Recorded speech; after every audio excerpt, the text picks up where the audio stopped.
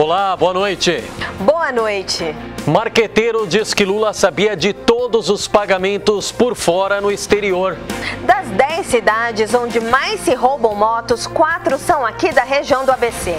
GCM identifica 8 pichadores no Parque Central em Santo André. Mauá retomará obras de urbanização do Cerqueira Leite. Manutenção do CEMAS afeta abastecimento nesta quinta-feira. Avenida Goiás continua sem manutenção depois da morte de jornalista. Corredor Alvarenga será entregue ainda neste ano. Governo andreense inicia serviço para demolir ponte na Avenida dos Estados. Envie mensagem pelo WhatsApp, anote aí, 942429397. Hoje é quinta-feira, dia 11 de maio, e o Grande ABC Notícias está começando.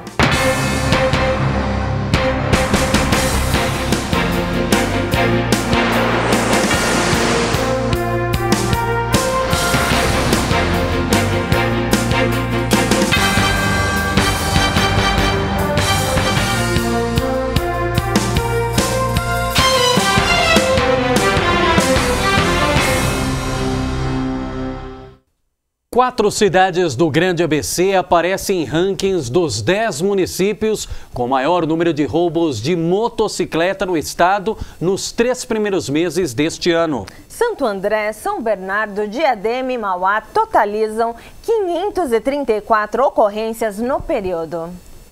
E mais do que isso, no levantamento do mês de março, Diadema é a terceira cidade com maior número de casos, 69 registrados, atrás apenas da capital, 568, e de Osasco, com 80. São Bernardo do Campo aparece em 4ª posição, Santo André está em 7º lugar e Mauá em 10º. O levantamento é feito em parceria pela Fundação Escola de Comércio Álvares Penteado e a empresa de rastreamento Tracker, e tem como base dados da Secretaria Estadual de Segurança Pública. Apesar de divulgar mensalmente os índices criminais, a pasta não separa as motos dos roubos e furtos de veículos. A Guarda Municipal de Santo André apreendeu 8 pichadores no Parque Central. Os jovens entre 15 e 17 anos disseram matar aula naquele momento. E vejam só, os jovens foram vistos por frequentadores do parque que acionaram imediatamente a guarda. No primeiro DP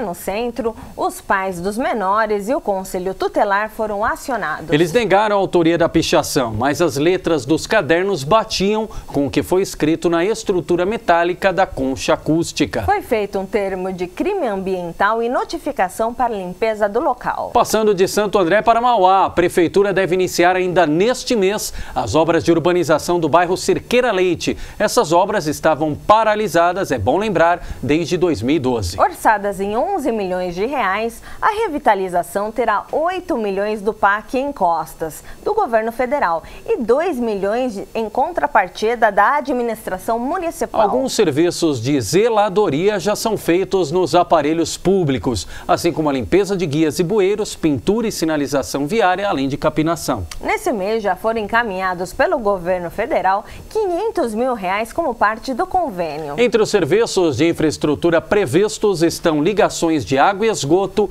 pavimentação, rede de drenagem de águas pluviais, contenção e estabilização do solo, regularização fundiária e construção de equipamentos comunitários.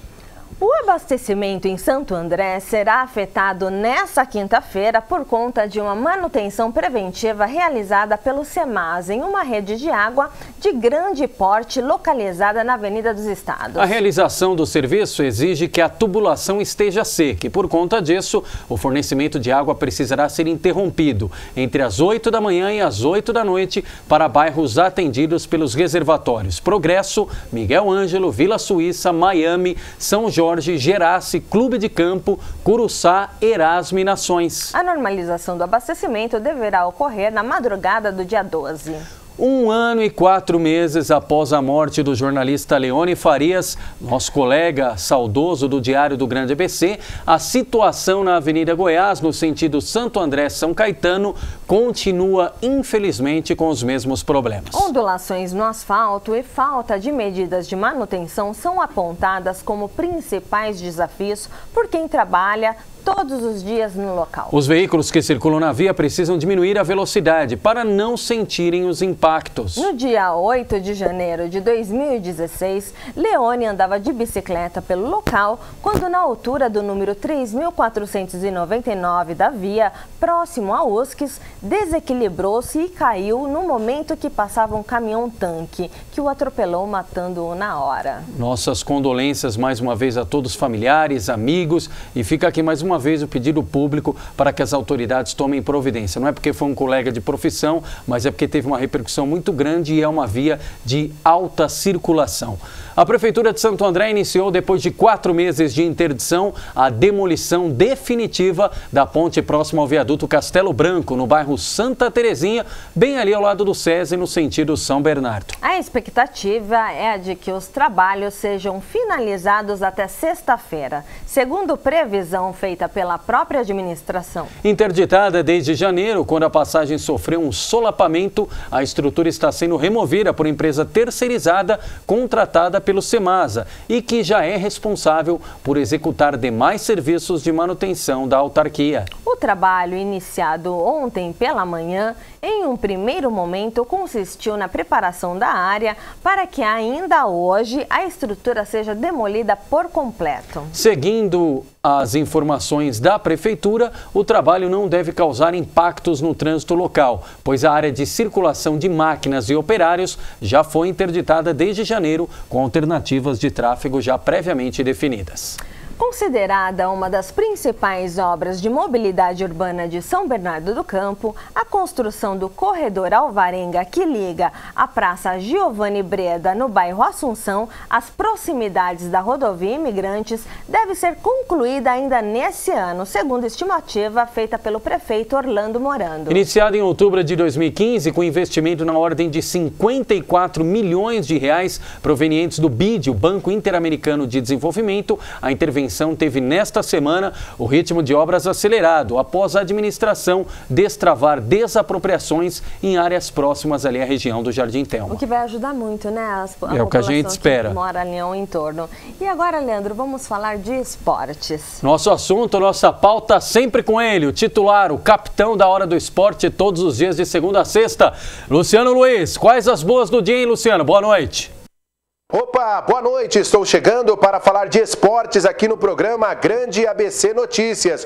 Hoje uma noite especial, tem São Paulo Futebol Clube atuando no estádio do Morumbi a partir das 21h45 contra a equipe do Defensor e Justiça. É a Copa Sul-Americana que segue com as equipes do Brasil. Ontem 2 jogos importantes, o Corinthians foi até o Chile e enfrentou a equipe da Universidade do Chile, venceu pelo placar de 2-1, já havia vencido o primeiro compromisso na Arena Itaquera e passa a próxima fase da competição. Outra equipe brasileira que jogou ontem perdeu, é verdade, a equipe do Fluminense diante do Liverpool do Uruguai, mas como havia vencido o primeiro compromisso por uma diferença maior de gols, passa também a próxima fase. O Santos Futebol Clube jogou contra a equipe do Paysandu pela Copa do Brasil, venceu pelo placar de 3-1 e também segue na competição.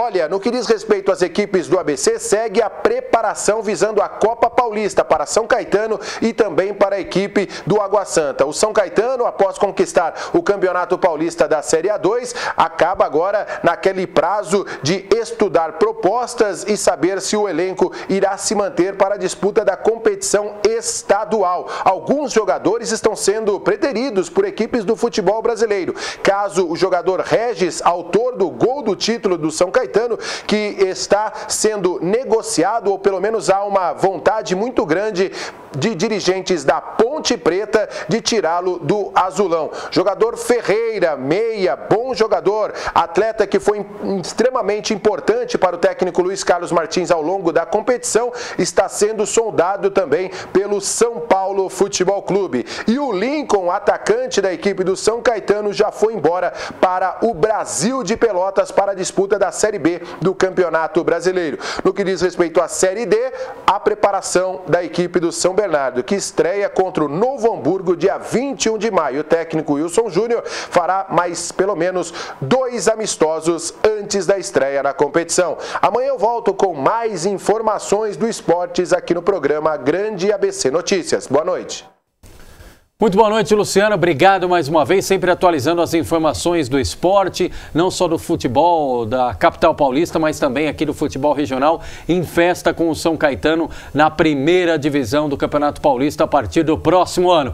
E nós vamos aqui ao intervalo e na volta as opiniões, ainda a repercussão sobre o depoimento do ex-presidente da República, Luiz Inácio Lula da Silva. Até já!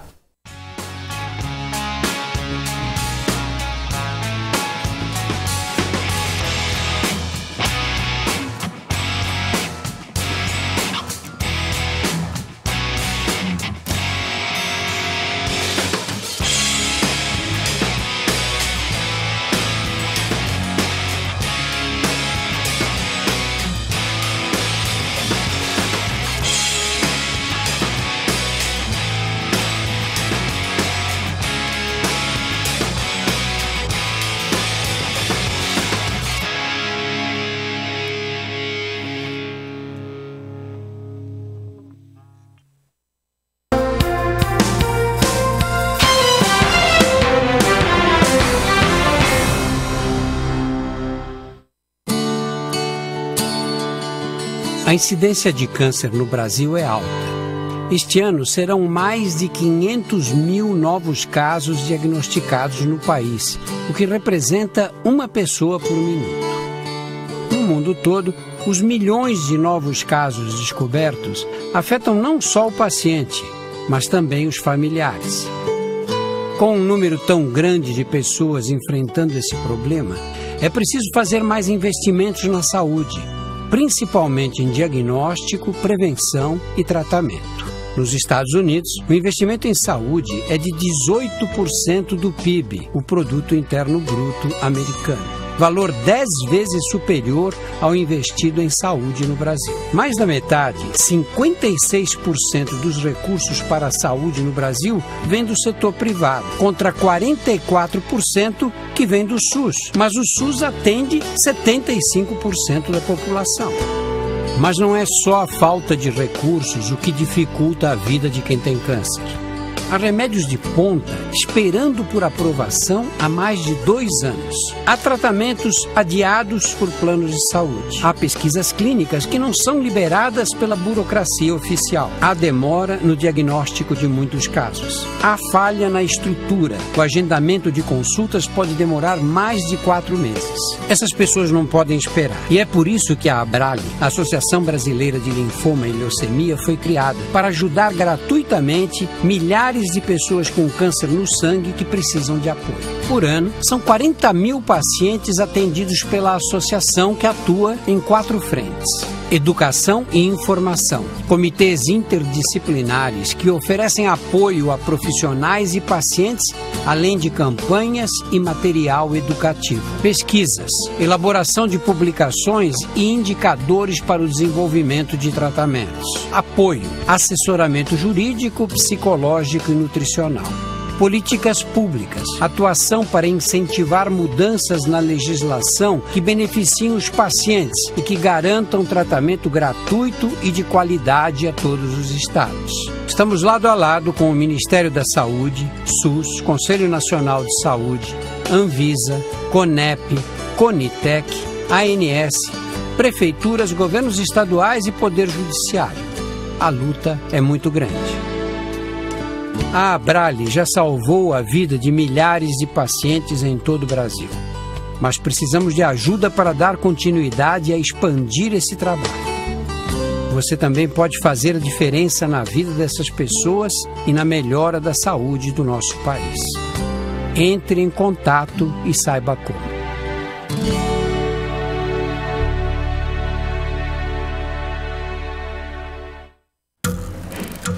As formas de comunicação mudaram, porém a necessidade das pessoas serem ouvidas continua igual.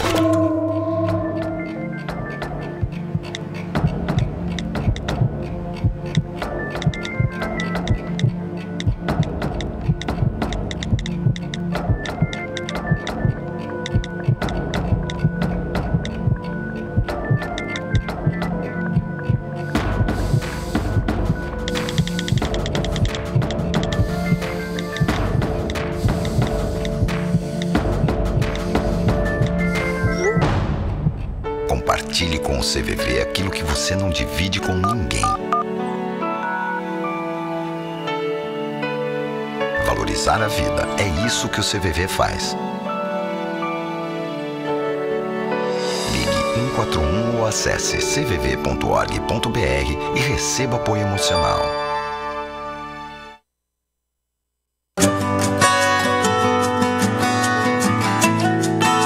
A verdadeira beleza está na vida e em todos os seus momentos. Fazemos 100% de esforço onde houver 1% de chance.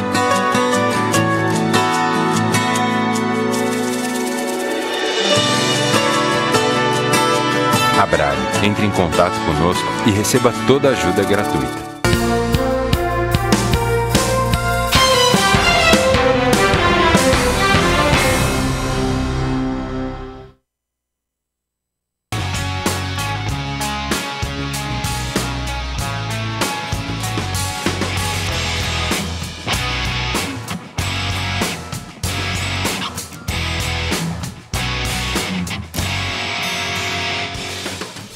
Grande ABC de Notícias de volta, repercutindo os principais temas da região e, claro, aqueles temas, as temáticas nacionais, mas que interferem, que refletem no dia a dia de quem vive por aqui.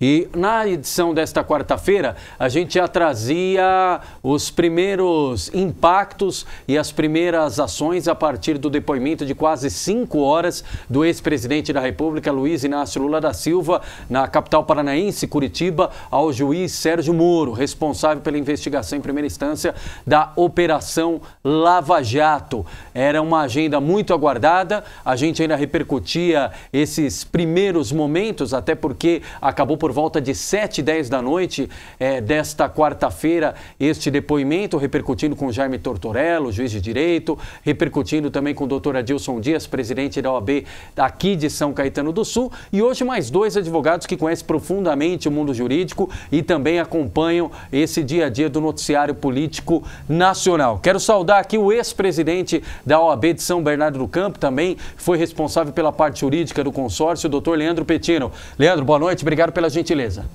Boa noite, Leandro, boa noite, Amanda, boa noite ao meu querido colega Yuri Félix e a toda a produção do programa Grande ABC Notícias e bem como a todos os internautas que nos acompanham ao vivo. Muito boa noite, seja bem-vindo, doutor Yuri Félix. Boa noite, Amanda.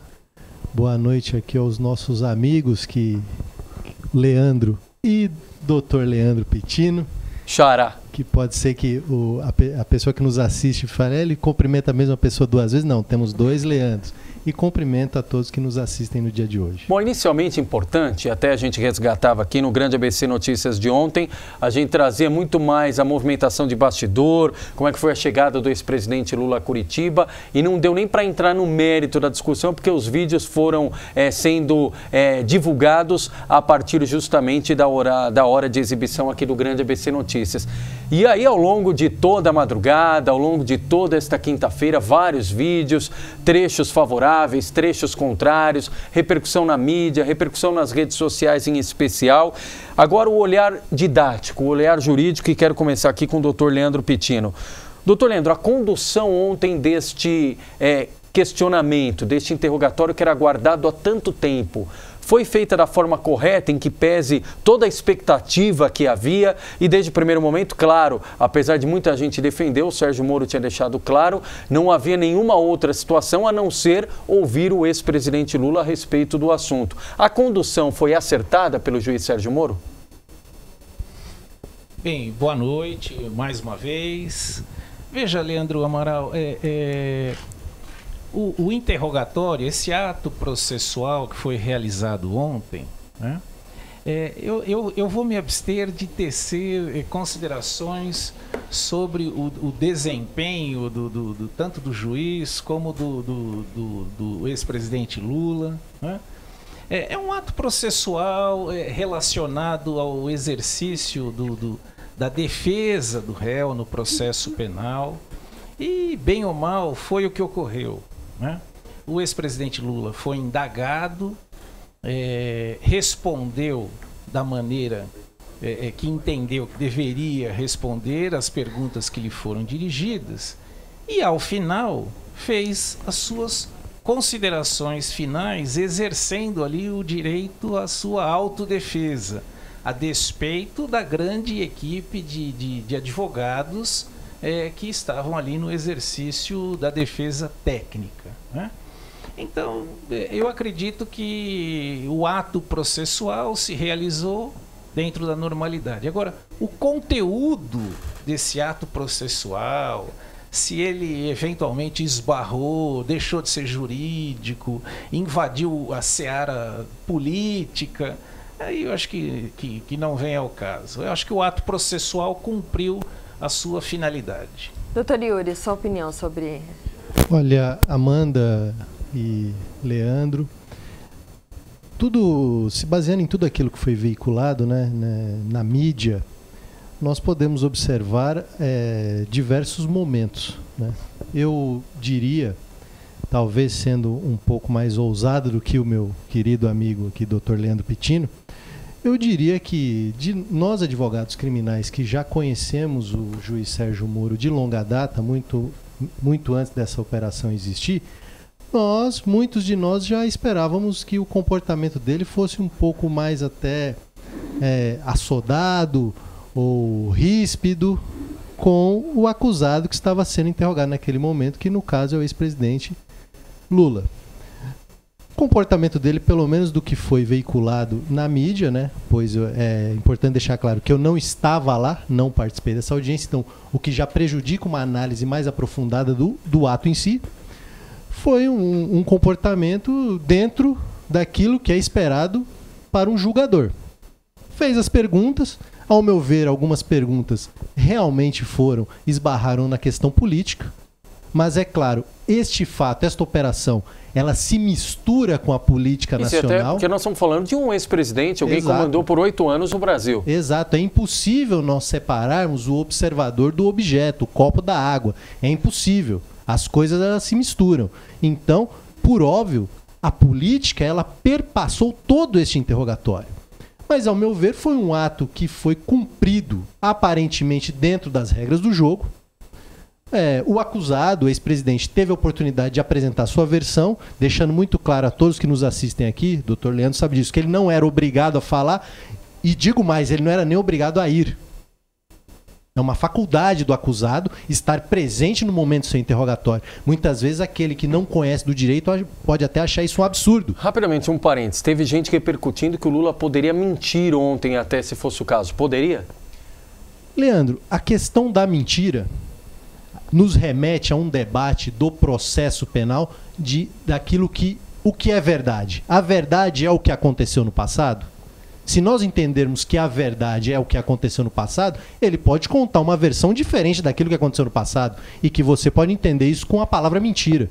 Como você pode também entender que a versão dele a respeito do que aconteceu no passado seja uma versão diferente daquilo que outro possa ter visto aquilo e compreenda de uma maneira diferente. Isso pode até parecer para os colegas que nos assistem um jogo de palavras, mas não é. Isso tecnicamente tem uma profundidade. Então, não necessariamente ele precisa mentir. Mas ele pode mentir, pode apresentar uma versão diferente daquilo que aconteceu na realidade pretérita? Sem a menor dúvida que sim. É um direito, uma faculdade dele. Como disse, ele não era nem obrigado a ir e não era obrigado a falar. Ele muito bem auxiliado por sua defesa, optou em falar e disse a versão que melhor se apresentou naquele momento. Mas, doutor, assim, o Moro ele poderia fazer outros questionamentos além do caso do triplex? Eu entendo que não. Eu entendo que existe uma rigorosidade processual aí, que no momento em que a acusação delimita aquilo que nós chamamos como tema probandi, aquilo que vai ser perquirido, o campo, o espectro está delimitado. E além daquilo é indevido, fere o devido processo, fere a ampla defesa, pois a defesa técnica não teve condições de se preparar anteriormente e foi surpreendida com uma pergunta que não tinha nenhuma relação com o fato ali. Ou seja, ao meu ver, é uma pergunta indevida que extrapola o devido processo. Doutor Leandro, Qual a sua opinião? Você acha que houve excesso? Inicialmente eu quero aqui dizer que concordo plenamente com o posicionamento do Dr. Yuri Félix. Algumas perguntas, elas extrapolaram os limites da denúncia, o que é inconcebível dentro do processo penal, né? Guardadas as devidas proporções, apenas e tão somente para dar um exemplo, é a mesma coisa de que numa ação penal por violência doméstica o juiz indagar o réu se havia sonegação fiscal, tributária. Quer dizer, não tem relação com a denúncia. Então, eu cheguei a ver um trecho de um vídeo em que o juiz Sérgio Moro inicia uma pergunta sobre uma entrevista que o então presidente Lula deu em 2005 para a imprensa francesa. E aí ele passou então a fazer indagações relacionadas ao mensalão. Quer dizer, todo respeito, completamente equivocado esse procedimento. Eu entendo que neste particular houve sim um pequeno deslize aí do magistrado na condução aí do interrogatório. E aquilo que a gente viu ontem, doutor Yuri Félix, de várias intervenções por parte da defesa de Lula, do advogado, olha, essa pergunta já foi feita, meu cliente já respondeu esse questionamento, o senhor está insistindo numa pergunta que já foi respondida, ou até as intervenções, ó, isso aqui não é o foco, não é o objeto dessa discussão, são atitudes e ações comuns num processo como esse? Veja, Leandro, a intervenção da defesa é um direito que não reside na vontade da defesa ou do magistrado, ou do acusador ou do réu. Reside na Constituição e nos tratados internacionais de direitos humanos. Então, a defesa, neste momento, exerce a sua função, pois, se assim não fosse, seria dispensável estar lá. Logo, a defesa fez aquilo que havia dentro da regra do jogo. Ao meu ver, eu daria um passo atrás e faria o seguinte questionamento. Nós temos uma regra no processo penal. O processo penal é um processo de partes. E as partes são simplesmente duas partes. Uma acusa e uma defende. O outro elemento, o outro ator que não é parte, é o julgador. Ao meu ver, em 5 horas de interrogatório, eu vi o juiz perguntando 4 horas e 50 minutos. Eu não vi a acusação perguntar. Então, o juiz, neste momento, como um julgador, ele foi um excelente acusador, pois aquelas perguntas caberiam à acusação e não ao juiz Sérgio Moro. Neste momento, ao meu ver, e a defesa com certeza alegará isso, nós tivemos aí, foi ferido de morte o devido processo, pois existe uma regra elementar, que as perguntas são feitas pelas partes e que o juiz deve somente complementar. Ali ele não complementou, ele protagonizou. E isso, para mim, é uma nulidade processual que se apresenta neste momento. Leandro. Não, com certeza.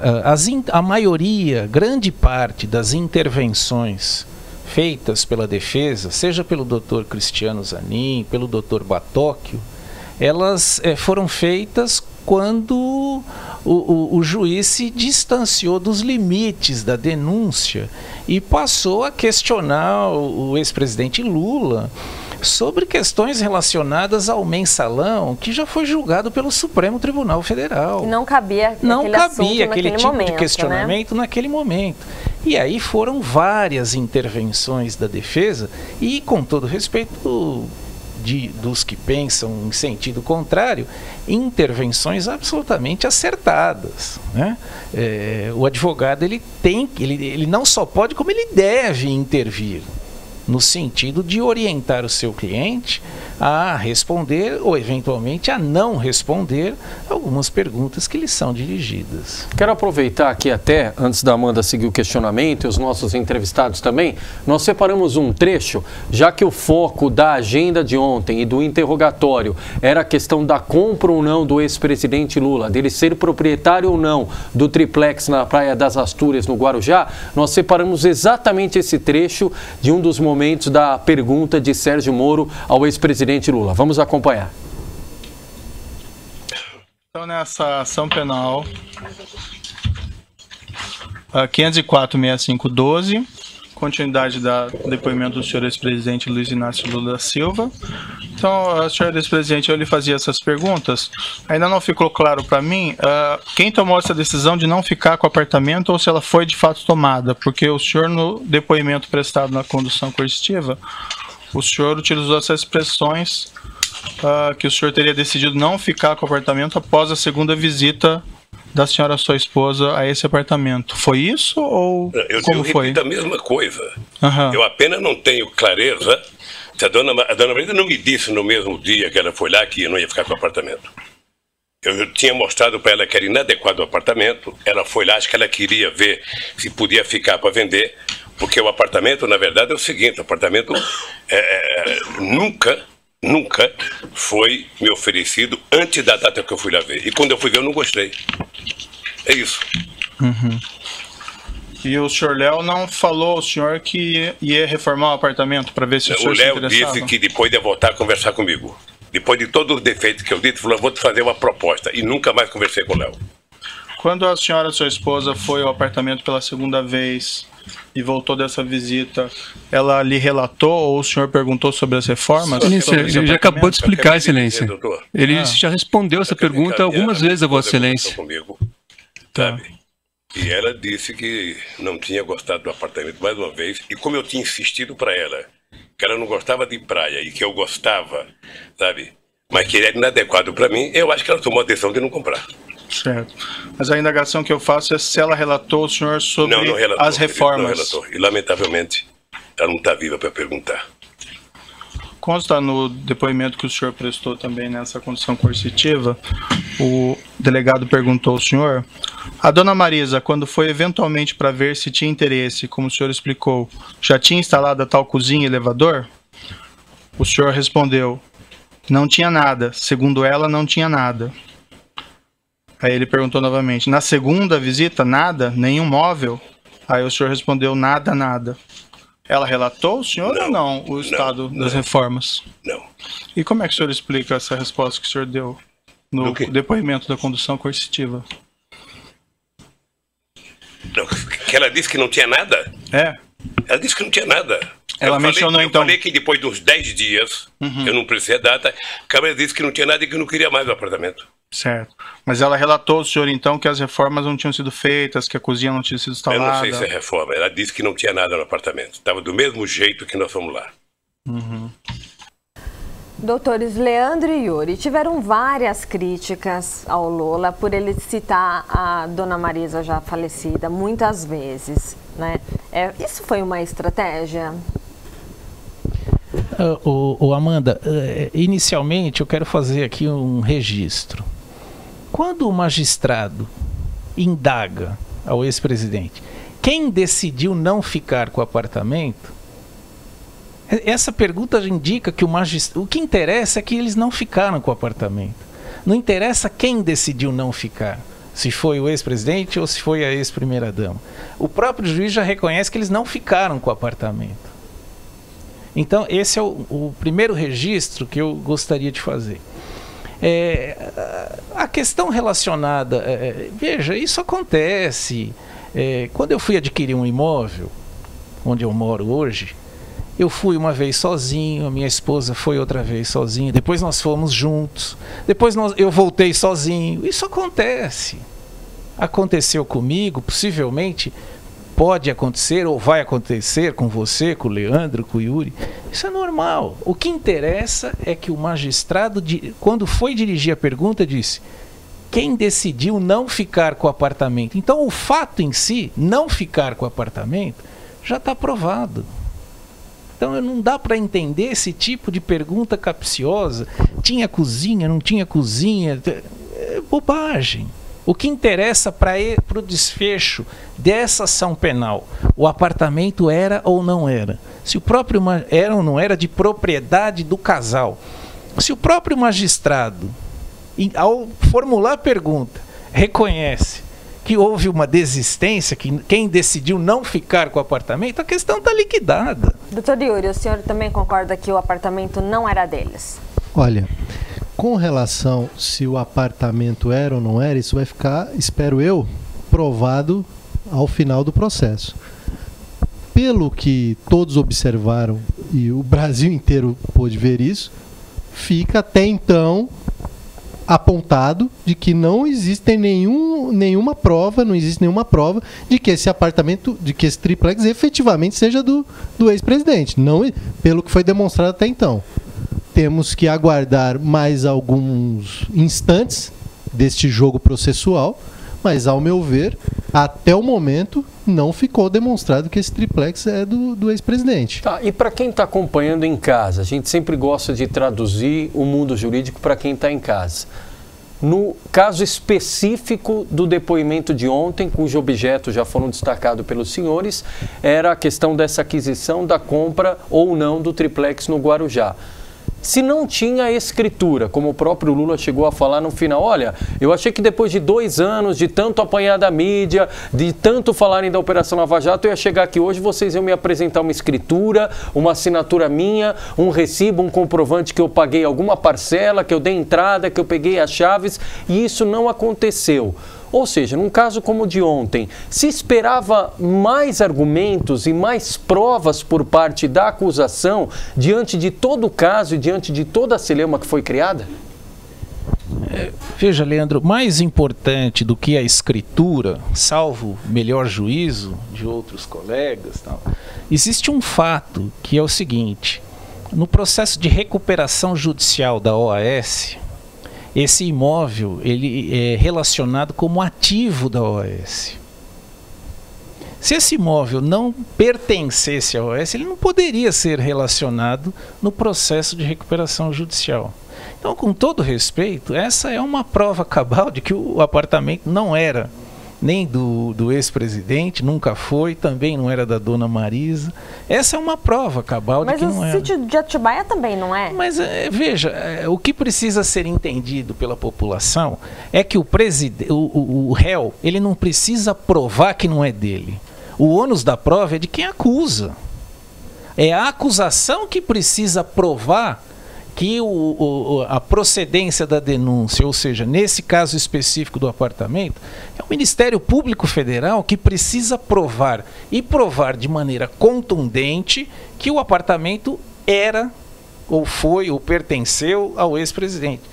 Com todo respeito, me parece que não conseguiram. Não é o ex-presidente na condição de réu que tem que provar que o imóvel não é dele. Não existe essa inversão, né, de papéis. Não é isso? Doutor Yuri? Não, de pleno acordo. O entendimento é meridiano, o entendimento é pacífico. Aquilo que podemos chamar de ônus ou de carga probatória, esta carga probatória é exclusiva da acusação. É isso que muitas vezes o leigo, aquele que não conhece do direito, tem uma certa dificuldade de compreensão. Nossos amigos, nossos parentes têm uma certa dificuldade de compreensão. E eu costumo dizer, doutor Leandro, que muitas vezes raciocinar a prova penal é muitas vezes agir contra a sua própria natureza. Porque a gente sempre acreditaremos que o outro é culpado e que eu sou inocente. Esse é o raciocínio. Nas relações, costumo dizer nas minhas aulas, você que tem irmão mais jovem, quando um aprontava, a sua mãe chamava os dois lá para ver quem ia fazer a delação primeiro. Quem faria a delação primeiro? A verdade é essa. Ou a confissão ou a delação, que não são a mesma coisa.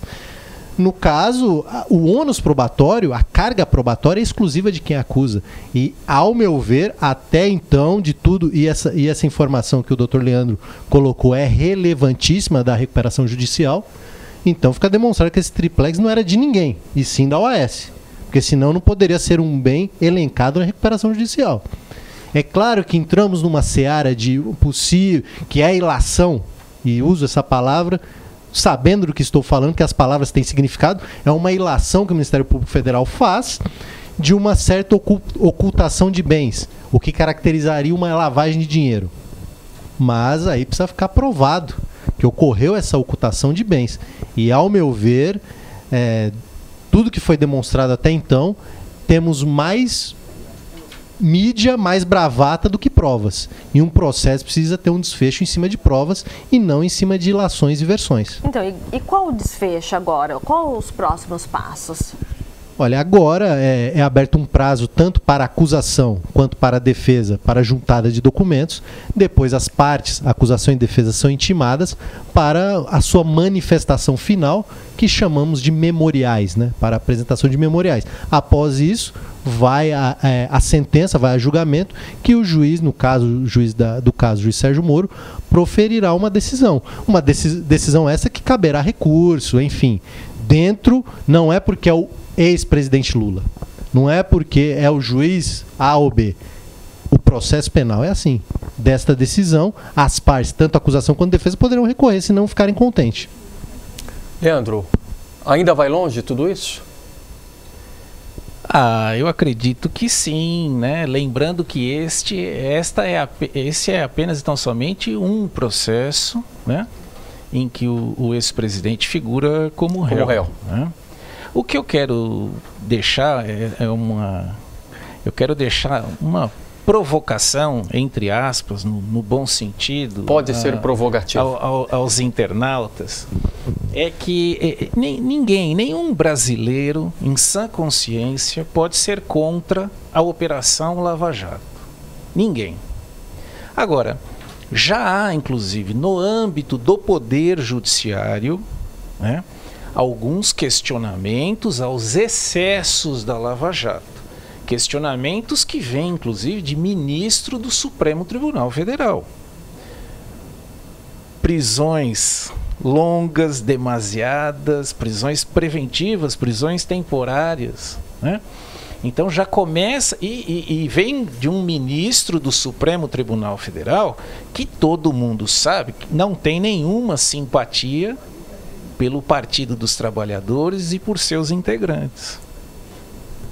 Então, essa é uma provocação que eu queria fazer aos nossos internautas que estão acompanhando o programa. Será que realmente a operação não está contaminada por alguns excessos? Isso, e aí nasce um outro ponto importante, porque no bojo da discussão da Operação Lava Jato, a população e a sociedade brasileira tem cada vez mais ouvido falar da delação premiada. Não sei quem delatou, fulano delatou, ciclano delatou, Marcelo Odebrecht, enfim. E aí todo mundo fala, que parece que virou a expressão, né? Carne de vaca fazer a delação premiada. Quando ela cabe, quando ela não cabe, há excesso, em que momento ela é válida, em que momento não é válida. A pessoa, quando está presa, ela tem condições psicológicas de fazer uma delação premiada, enfim. E aí o doutor Yuri Félix, inclusive, escreveu o livro, é autor, Novas Tecnologias de Prova no Processo Penal, o DNA na Delação Premiada, e justamente sobre esse tema que a gente vai discutir agora, também pegando a esteira da discussão da Lava Jato, doutor Yuri, até que ponto a delação premiada tem sido utilizada corretamente e até que ponto o abuso, se é que há, na Operação Lava Jato? Leandro, nós temos um problema no nosso país, que é a importação de institutos pela metade. Nós importamos em 1990 a Lei 9.099, que é a Lei de Juizados Especiais, achando que a conciliação, que o Juizado Especial Criminal e Civil resolveria o problema da administração da justiça e que nós não teríamos aquela avalanche de processo, porque tudo se resolveria no acordo entre as partes. Se nós observarmos os números, a expectativa não correspondeu à realidade. O problema da delação é o mesmo. Existe uma questão técnica que nós chamamos de estándar probatório, que é o seguinte, para traduzir para os colegas: nós precisamos de um mínimo de rigor para aceitarmos ou não aquela prova. Quando o assunto são provas de alta tecnologia, como um DNA, enfim, como uma transmissão de dados, ou até mesmo as provas que nós do processo penal denominamos como meios ocultos de obtenção de prova, que seria interceptação telefônica, que seria uma quebra de sigilo bancário, e hoje a delação premiada, no Brasil ela não tem a regulamentação que existe, por exemplo, nos Estados Unidos e na Alemanha. E aí a coisa costuma virar, como diz um colega do interior, a festa do caqui. Porque qualquer um que chega lá e fala, foi ele, esta versão, porque é uma versão, não é uma verdade, pode ser que não tenha sido um fato, é uma versão. Essa versão é admitida como verdade. Mas e prejudica muito a pessoa, ela está sob investigação, mas o nome dela já está praticamente na boca do lixo, né? Então... Exatamente. E aí nós temos a seguinte questão. Um indivíduo que toma uma prisão temporária, que no caso desses crimes são prisão temporária de 5 dias, que é prorrogada por mais 5 dias.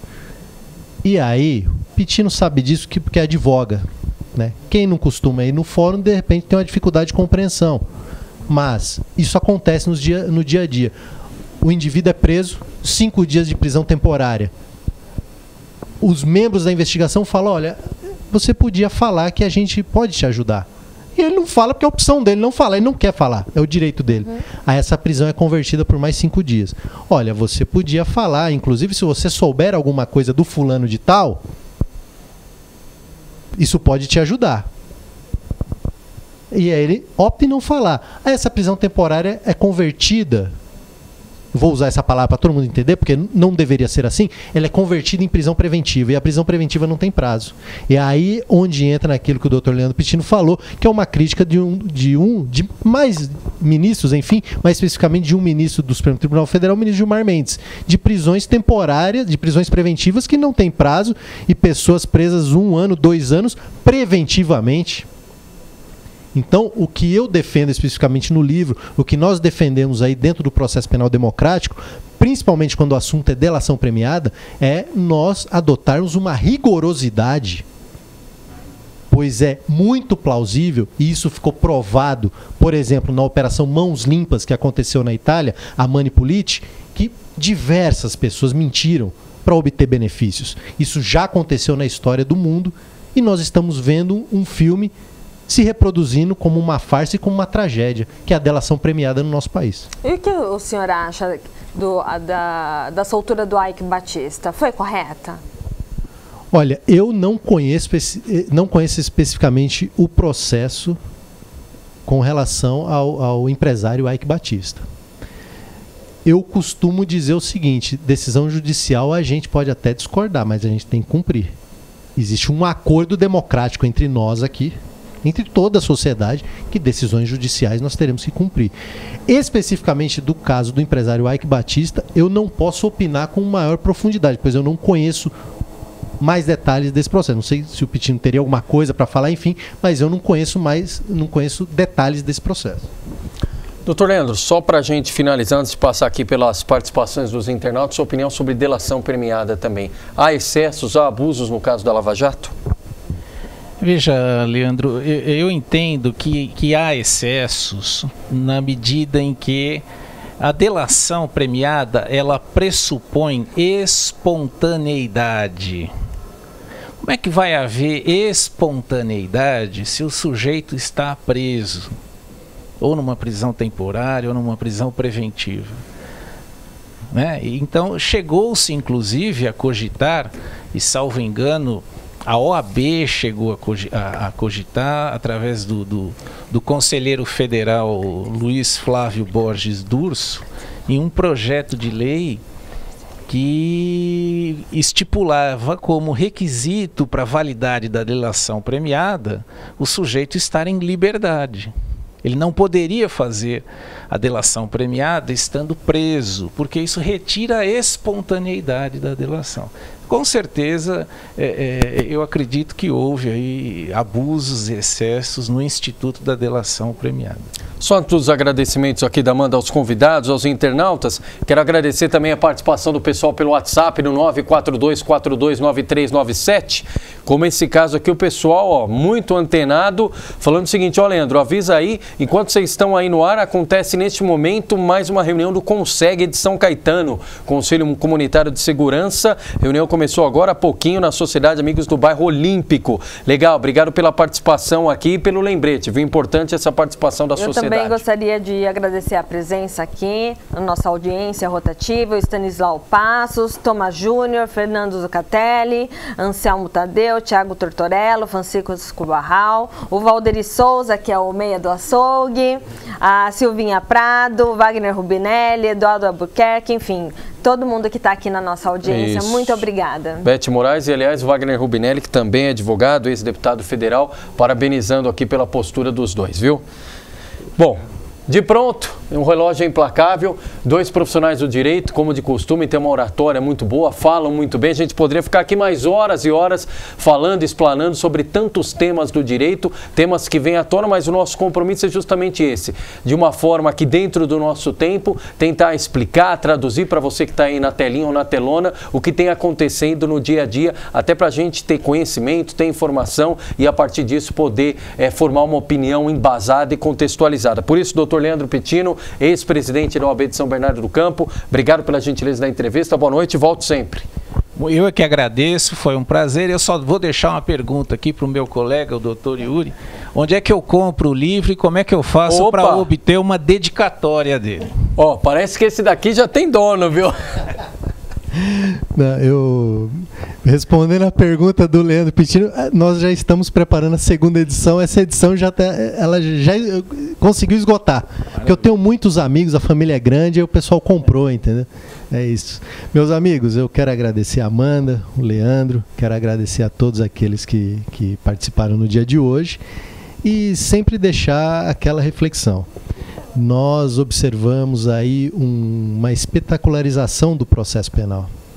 O processo penal ele não serve para vingança, não serve para proteger a credibilidade das instituições, não serve nem mesmo para proteger a sociedade.